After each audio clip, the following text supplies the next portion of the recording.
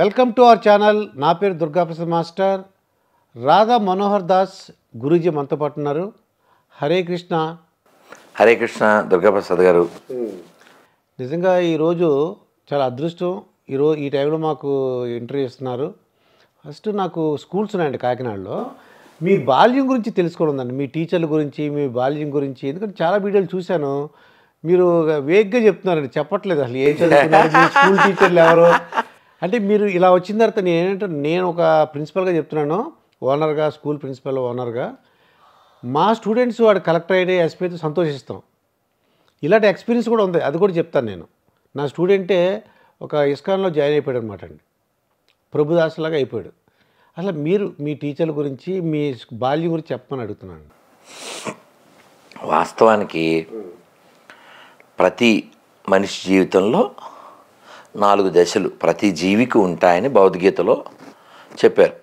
దేహినోస్మిన్ యదా దేహే కౌమారం యవ్వనం జరా తదా దేహాంతర ప్రాప్తి ధీరస్థత్ర నముహ్యతి. ఇది 2వ అధ్యాయంలో 13వ శ్లోకం. ఇస్కాన్లో నేను ఇచ్చిన మొట్టమొదటి లెక్చర్ ఈ శ్లోకంతోనే. శ్లోకం నెంబర్ కూడా చెప్పేస్తున్నారు, అధ్యాయం కూడా చెప్పేస్తున్నారు మీరు. ఇలా ఎందుకు చెప్తానంటే, వాళ్ళు తర్వాత ఎప్పుడైనా ఇంటర్వ్యూ చూసిన తర్వాత రెఫరెన్స్ చూసుకోవడానికి. మనం ఏదైనా మాట్లాడితే ఎవిడెన్స్తో మాట్లాడాలి. నేను ఎప్పుడు చెప్తాను, మాకు ఎపిక్స్ ఉన్నాయి, మాకు ఎథిక్స్ ఉన్నాయి, మాకు ఎవిడెన్స్ ఉన్నాయి. EEE అంటే అక్కడ నెసెసిటీ అవి 3 ఉండాలి. నువ్వు దేన్నన్నా బిలీవ్ చేయాలంటే ఎపిక్స్ ఉండాలి, ఎథిక్స్ ఉండాలి, ఎవిడెన్స్ ఉండాలి, రుజువు ఉండాలి, రుజుత్వం ఉండాలి. ఇట్ మళ్ళీ వచ్చింది సిమిలారిటీ.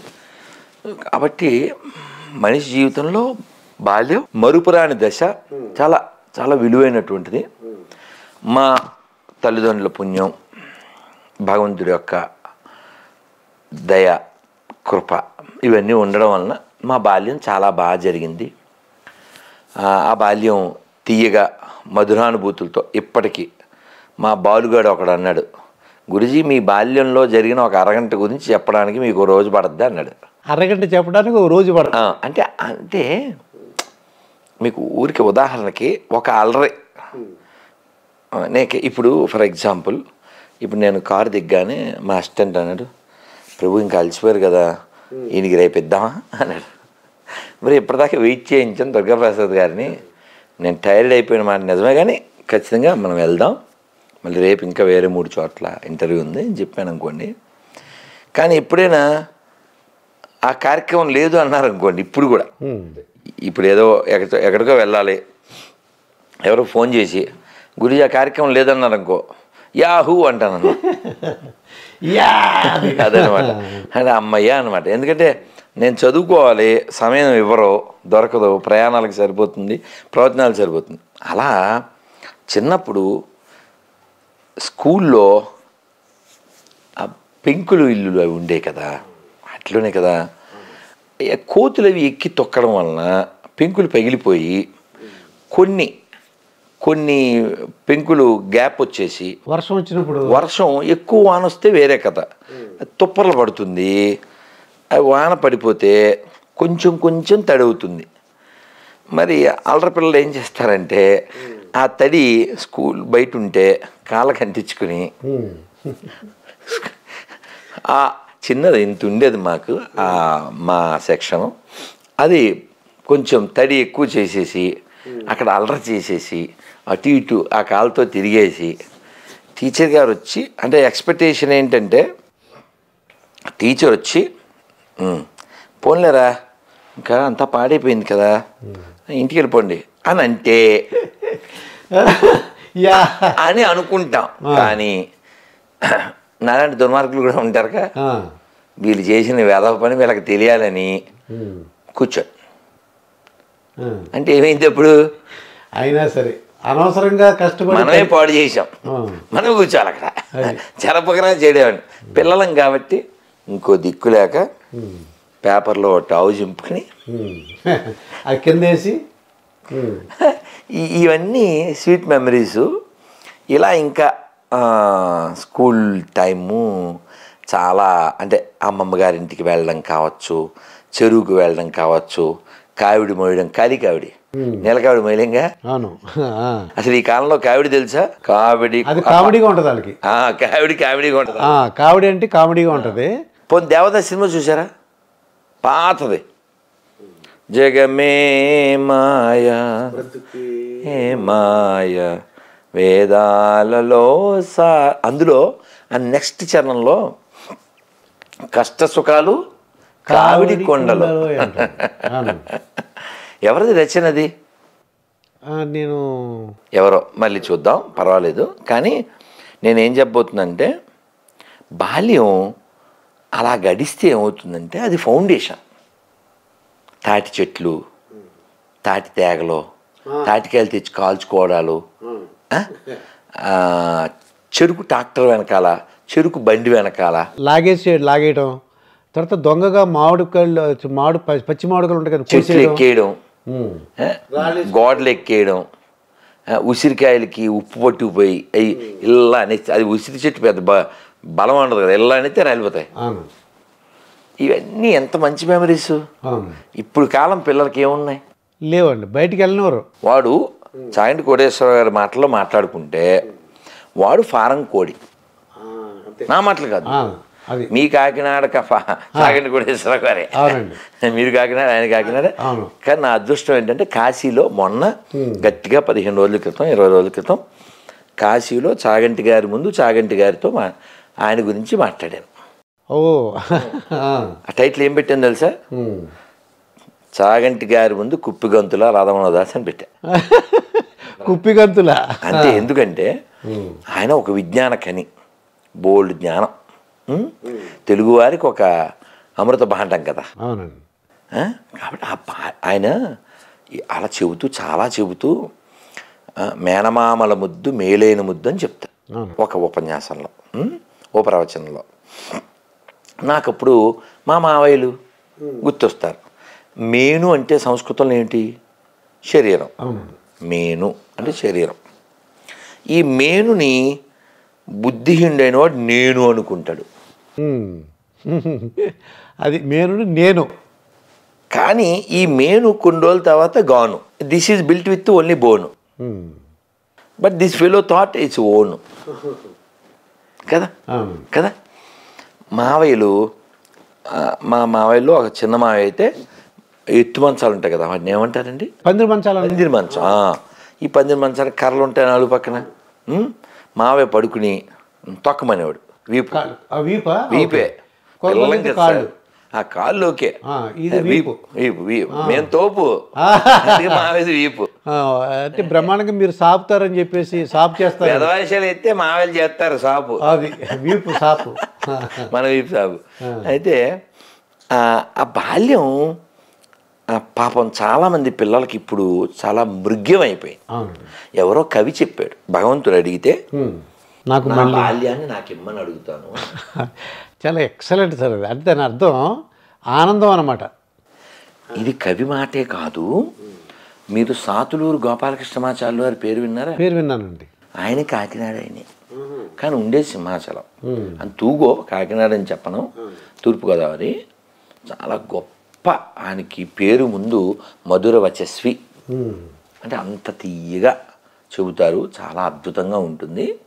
మీరు నెట్లో యూట్యూబ్లో కొట్టండి, వారు చెప్తారు.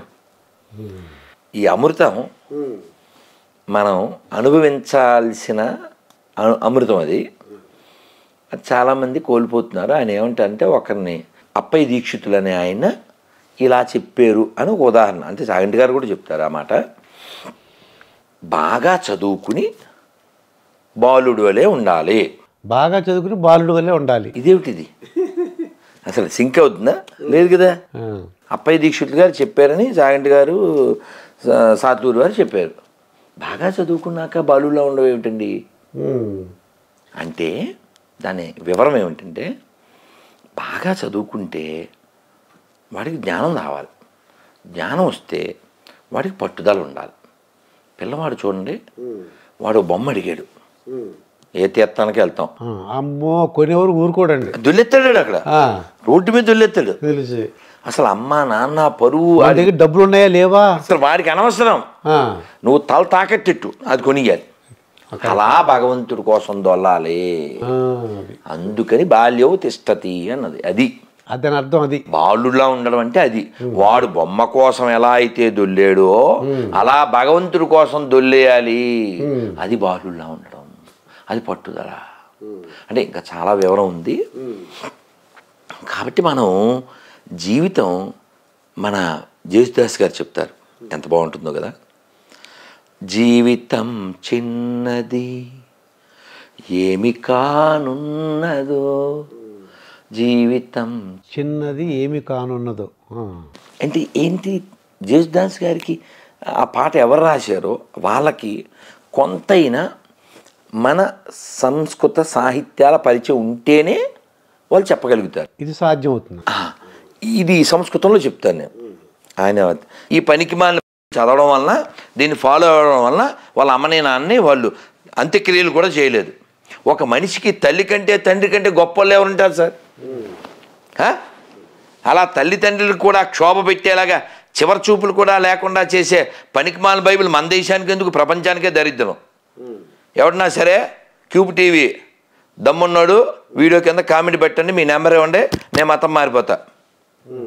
ఇలా చెప్పినారు. ఏం చేస్తాం? అది చూపించండి కెమెరాకి 26 క్వశ్చన్లు. అదే మేము చూపిస్తాం, తర్వాత పెడదాం.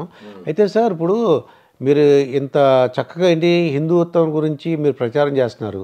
ప్రముఖులు ఎవరైనా మిమ్మల్ని అంటే కలుసుకున్నప్పుడు నువ్వు బాగా చెప్తున్నావయ్యా, చాలా ధైర్యంగా చెప్తున్నావు, మేము చేయలేని పని నువ్వు చేస్తున్నావు అన్నారు ఎవరన్నా ప్రముఖులు ఎవరైనా? బోల్ మంది. అదే ఒకసారి ఎవరెవరండి? మొన్న మీరు ఆ వీడియో చూడొచ్చు, కాశీలో సామవేదం వారు, చాగంటి గారు, పుష్పగిరి పీఠాధిపతి గారు, వద్దిపత్తి వారు, అలా ఇంకెవరైనా పెద్దవాళ్ళు, ఇంకెవరైనా సినిమా యాక్టర్లు కానీ రాజకీయ నాయకులు? అంటే నేను ఎవరిని కలవనుగా, నేను ఎవరిని కలవను, నన్నే కలవాలి ఎవరన్నా. అదే అదే నేను ఎక్కడికి వెళ్ళను సార్. అది అకేషన్ వస్తే ఎక్కడికైనా వెళ్తే ఆ సభలో ఎవరైనా ఉంటే కలుస్తారు. ఏముంది, మనం ఎక్కడికో నందిగామ వెళ్ళాను, ఆయన ఎవరో నాకు తెలియదు ఎమ్మెల్యే అంట, వచ్చారు మొక్కారు, నేను రామాయణం బుక్ ఇచ్చాను, చదివి నాకు చెప్పండి సార్ అని చెప్పాను. ఇంకా చాగంటి వారికి గరికపాటికి ఏంటి అంటే తేడా ఏంటంటారు మీకు తెలిసినంత వరకు? ఆయనలో ఒక విద్వత్ ఇందాక చెప్పారు మీరు, కాశీలో ఆయన ఎదురుగుండా మీరు ఆయన గురించి మాట్లాడారని. గరికపాటి వారి గురించి చాగంటి ఏంటి అసలు ఆ ఇద్దరు గురించి వాళ్ళ గొప్పతనం? సార్ ఇద్దరు ఒక్కొక్కరికి ఒక్కొక్క విద్వత్తు ఉంది.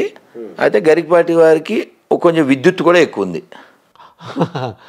ఓకే, విద్వత్తు ఉంది, విద్యుత్ కూడా ఎక్కువ ఉంది. అందువల్ల వారి మాట కొంచెం కొట్టినట్టుగా, కొంచెం హార్ష్గా అనిపిస్తుంది. చాగంటి గారు ఇంకా శుద్ధ సత్వం. అంత ధారణ ఎలా వచ్చిందంటారు? నిజంగా చాలా అది పూర్వజన సుకృతం అంటారా? అసలు అలా చెప్పేస్తుంటారు ధారణ. ఎందుకు వస్తుందంటే గుర్తుపెట్టుకోండి, అది తెలియదు. ముఖే ముఖే సరస్వతి అంటారు. పూర్వ పుణ్యం, గురువుల అనుగ్రహం ఉంటేనే వాక్కు అలా వస్తుంది. ఏదో మనం మాట్లాడేస్తున్నాం అనుకోకూడదు. అర్థమైందా? మన ప్రతిభ ఏం కాదు అది. ఖచ్చితంగా భగవద్ అనుగ్రహం ఉంటేనే వస్తుంది. వాళ్ళకి తెలుసు ఆ విషయం. ఇది నాది గొప్పతనం కాదని వాళ్ళకి తెలుసు. అందుకని సరస్వతి అనుగ్రహం వాళ్ళకి ఉంటుంది. చాగంటి గారైనా గరికపాటి వారైనా స్పష్టంగా వాళ్ళకు క్లారిటీ ఉంది. ఇదంతా పలికెడిది భాగవతమట, పలికించడు వాడు రామభద్రుండట, నే పలికిన భవహరమగునట, వేరొండుగాద పలుకగనేలా. వాళ్ళిద్దరిలో ఇది ఒకళ్ళేమో ధారణ, అది పూర్వపు జన్మ కాదు. ఇప్పుడు వారు ఉద్యోగం చేశారు, ఎఫ్సిఏలో చేశారండి. ఓకే, చాగంటి కోటేశ్వరరావు గారు వారి ఇంటికి వచ్చి స్నానం చేసేసి సంధ్యావందనం చేసుకుని గంటల కొద్దీ చదివేవారు. అలా చదివి ఆ జ్ఞానాన్ని పెంచుకుని వారే ఉంచుకోకుండా మన అందరితో పంచుకుంటూ మనం అందరూ బాగుండాలని. అంటే ప్రేమ అంటే ఏమిటండి? ఎదుటివాడు బాగుపడాలని కోరుకోవడం, అది ప్రేమ. అంతేకాని ఇలా ఏదో మెచ్చుకోవడమో లేకపోతే గిఫ్ట్ ఇవ్వడమో కాదు. నాకు వాళ్ళు వీళ్ళు శాలువాలు అవి వేసినప్పుడు నేను చెప్తాను, ఎవరి దాంట్లో శాలువాలు నాకు వద్దు, ఈ శాలువాలేమో ఓ సంచుడు అయ్యాక బ్యాగ్ అయ్యాక ఏ రైల్వే స్టేషన్లో పంచిపెట్టేస్తాను. ఇది దాంట్లో ఇక్కడే పడేసి వెళ్ళిపోతా. నేను కోరుకునేది ఏమిటంటే మిమ్మల్ని భౌతిక చదవమని చెప్పా. అది చదివితే నాకు 10 శాలువాలు వేసినట్టు. ఓకే.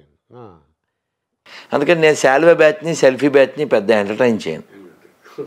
చెప్పింది చేసేవాడు కావాలి. అది చాగంటి గారి ప్రవచనాలు వినడం ద్వారా ఎంతోమంది వాళ్ళ జీవితాన్ని దిద్దుకున్నారు. నాకెవరో తమిళనాడు నుంచి ఫోన్ చేసి ఈ అరుణాచలం ఫ్లోటింగు, ఈ కాశీలో ఫ్లోటింగు, అసలు ఈ పుణ్యం మన తెలుగు ప్రవచనకర్తలదే అన్నారు. మరి అరుణాచలం గొప్పతనం ఎంత చెప్పారు చాగంటి గారు, గరికపాటి వారు, వద్దిపత్తి వారు, సామవేదం వారు, వీళ్ళంతా బోల్డ్ చెప్పగా మీరు కాశీ వెళ్ళండి. ఏంటంటే అసలు మన కాశీలో ఏదో యూపీలో ఉన్నట్టు ఫీలింగ్ ఏముండదు, ఏపీలో ఉన్నట్టే ఉండదు. అందరూ తెలుగు తెలుగు వాడు చాపడు కూడా రండి సార్ రండి, మంచి చీరలు వచ్చినాయి రండి అనేస్తుంటాడు వాడు.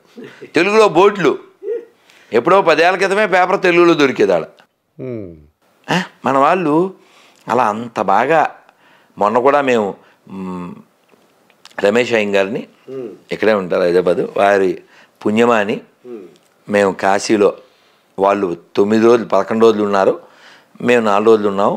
ఉండి విశ్వనాథ సామ్రాజ్య పట్టాభిషేకం విశ్వనాథుడికి, అన్నపూర్ణకి, విశాలాక్షికి, డూండి గణపతి నలుగురికి బంగారు కిరీటాలు చేయించి రోజు రుద్రయాగం చేసి కోటి బిలవాచ్యం చేసి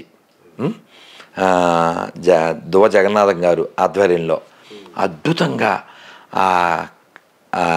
సామవేదం వారి ప్రవచనాలు, పుష్పగిరి పీఠాధిపతులు వారి ప్రవచనాలు, మధ్యలో ఒకరోజు చాగంటి గారి, ఇలా అద్భుతంగా. అంటే మీరు ఒక ముందు వరుసలో అక్కడ కూర్చొని చక్కగా వింటారన్నమాట అన్నీ. మరి వినాలిగా. వినడం అనేది గొప్ప కళ అండి. నేను అందుకే ఉదయం పూట నేను మౌనంలో ఉంటాను. 9, 10, 11, 12 వరకు ఎంత వింటే మౌనంలో ఉంటాను, వింటూ ఉంటాను. వినాలి. అసలు చాగంటి గారు చాలాసార్లు చెప్పారు, శాస్త్రంలో చెప్పింది ఏంటి, శృణ్వం తపః. అసలు ఇప్పుడు సమాజంలో చాలా మంది పక్కదారి పెట్టిపోవడానికి కారణం ఏంటి? చెవులు వాడకపోవడం కదా సార్. ఇప్పుడు గొర్రెలుగా ఎవరు మతం మారుతారు సార్? చెవులు వాడినోళ్ళు, మెదడు వాడినోళ్ళే కదా సార్. నీ పూర్వీకులు ఎదవలని డిక్లేర్ చేయడమే కదా సార్ నువ్వు మతం మారడం అంటే. మీరు చెప్తారా మీ తాత ఎదవని? అవును, నేను చెప్పను. నువ్వు చెప్తావా? ఇఫ్ యు ఆర్ ఏ గొర్రె యూ విల్ టెల్. ఎవరు చెప్పరు కదా సార్. నేను ఆ క్వశ్చన్లో అడిగాను. ఒక చర్చికి వెళ్ళి ఆ స్టిక్కర్ అంటించి వచ్చా.